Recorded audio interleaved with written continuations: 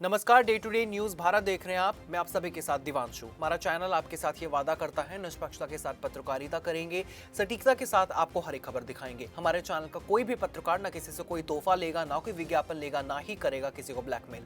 हम हमेशा ये कोशिश करते हैं कि हम दबे कुचले लोगों की आवाज बने। इसी के साथ हम ऐसे किसी भी व्यक्ति की खबर नहीं चलाएंगे जो कि भोले भाले लोगों को ठगता हो, उन्हें परेशान करता हो। इसी के साथ हमारे चैनल का मकसद होगा लोकतंत्र के चौथे स्तंभ को लोगों की नजरों में फिर से मजबूत करना। प्रयागराज में मौनी अमावस्या स्नान को लेकर शुरू हुआ विवाद अब पूरी तरह कानूनी और संवैधानिक मोड़ ले चुका है। ज्योतिष पीठ के शंकराचार्य स्वामी अविमुक्तेश्वरानंद ने मेला प्रशासन के नोटिस का 24 घंटे के भीतर ईमेल के जरिए 8 पेज का विस्तृत जवाब भेज दिया है। उन्होंने प्रशासन के नोटिस को मनमाना, दुर्भाग्यपूर्ण और असंवैधानिक बताया है और साफ कहा है कि माननीय सुप्रीम कोर्ट का ऐसा कोई आदेश नहीं है जो उन्हें शंकराचार्य पद पर बने रहने से रोकता हो। शंकराचार्य अविमुक्तेश्वरानंद ने चेतावनी दी है कि अगर मेला प्रशासन ने नोटिस वापस नहीं लिया तो वे मानहानि, कोर्ट की अवमानना और अन्य कानूनी कार्रवाई करेंगे।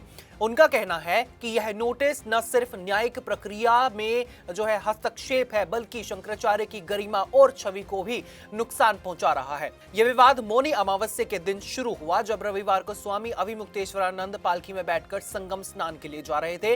प्रशासन और पुलिस ने भीड़ और सुरक्षा का हवाला देते हुए पालकी को रोक दिया और पैदल स्नान करने को कहा।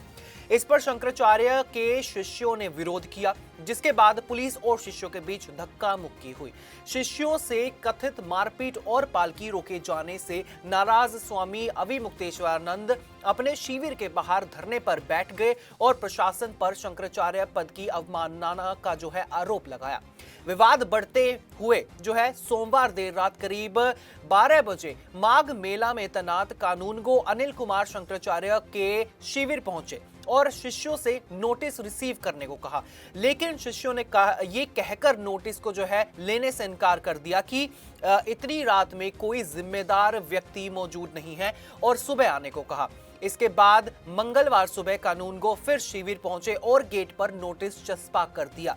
ये नोटिस मेला प्राधिकरण के उपाध्यक्ष की ओर से जारी किया गया था, जिसमें माननीय सुप्रीम कोर्ट के 14 अक्टूबर 2022 के आदेश का हवाला देते हुए पूछा गया कि जब ज्योतिष पीठ के शंकराचार्य पद को लेकर मामला मानयोग कोर्ट में विचाराधीन है और मानयोग कोर्ट ने इस पद पर किसी को बिठाने पर रोक लगाई है, तो स्वामी अविमुक्तेश्वरानंद ने खुद को ज्योतिष पीठ का शंकराचार्य कैसे घोषित कर रखा है और क्या यह कोर्ट के आदेश की अवहेलना नहीं है।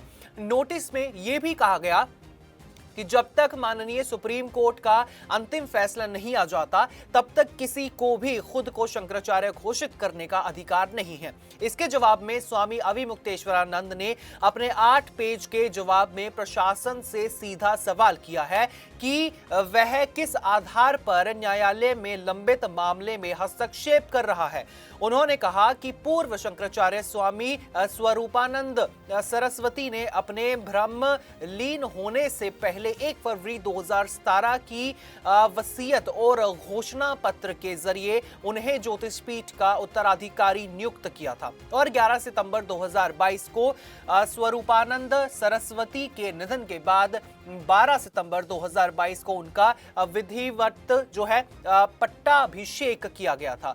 उन्होंने यह भी बताया कि उनकी नियुक्ति को चुनौती देने वाली याचिका को माननीय गुजरात हाई कोर्ट ने 2 दिसंबर आपको बता दें कि 2025 को खारिज कर दिया था। अविमुक्तेश्वरानंद का कहना है कि माननीय सुप्रीम कोर्ट का कोई स्पष्ट आदेश ऐसा नहीं है जो उन्हें शंकराचार्य पद पर बने रहने को रोकता हो और 22 सितंबर 2022 को माननीय सुप्रीम कोर्ट में यह तथ्य रिकॉर्ड पर रखा गया था कि उनका पट्टाभिषेक हो चुका है, जिसे अदालत के आदेश में भी दर्ज किया गया है। उन्होंने आरोप लगाया कि कुछ लोग झूठे दस्तावेजों के जरिए मानयोग अदालत को गुमराह करने की कोशिश कर रहे हैं, जिसके खिलाफ परजरी यानी झूठी गवाही की कार्रवाई की मांग की गई है। गौरतलब है कि ज्योतिष पीठ के शंकराचार्य पद को लेकर स्वामी अविमुक्तेश्वरानंद और स्वामी वासुदेवानंद के बीच लंबे समय से विवाद चल रहा है, जो अलग अलग अदालतों में विचाराधीन है। इसी कानून पृष्ठभूमि में मेला प्रशासन ने नोटिस जारी किया, लेकिन अभिमुक्तेश्वरानंद का कहना है कि प्रशासन का यह कदम अधिकार क्षेत्र से बाहर है और इससे न सिर्फ धार्मिक भावनाएं आहत हो रही हैं, बल्कि न्यायिक प्रक्रिया पर भी सवाल खड़े हो रहे हैं। इस पूरे विवाद के बीच स्वामी अभिमुक्तेश्वरानंद प्रयागराज में गो प्रतिष्ठा प्रेरणा यात्रा निकाल रहे हैं, जिसमें बड़ी संख्या में साधु संत और श्रद्धालु शामिल हैं और शिष्य ढोल नगाड़े के साथ यात्रा को आगे बढ़ा रहे हैं। कुल मिलाकर प्रयागराज का यह मामला अब सिर्फ मौनी अमावस्या के स्नान या फिर मेल प्रधानगी का तक जो है सीमित नहीं रहा, बल्कि यह प्रशासन बनाम शंकराचार्य, कानून बनाम परंपरा और न्यायालय बनाम कार्यपालिका की भूमिका जैसे बड़े सवालों का केंद्र बन गया है, जिनका अंतिम फैसला अब माननीय अदालत के निर्णय और प्रशासन की अगली कार्रवाई पर निर्भर करेगा। आप इस बारे में क्या कुछ सोचते हैं? आपकी क्या राय है? आप हमें कमेंट सेक्शन में जरूर बता सकते हैं। इसी के साथ देश और दुनिया की तमाम हर छोटी और बड़ी खबरें जानने के लिए आप बने रहिए Day to Day News Bharat के साथ। मुझे दीजिए इजाजत और हमें हर किसी सोशल मीडिया प्लेटफॉर्म पर लाइक, शेयर और सब्सक्राइब करना बिल्कुल भी मत भूलिएगा।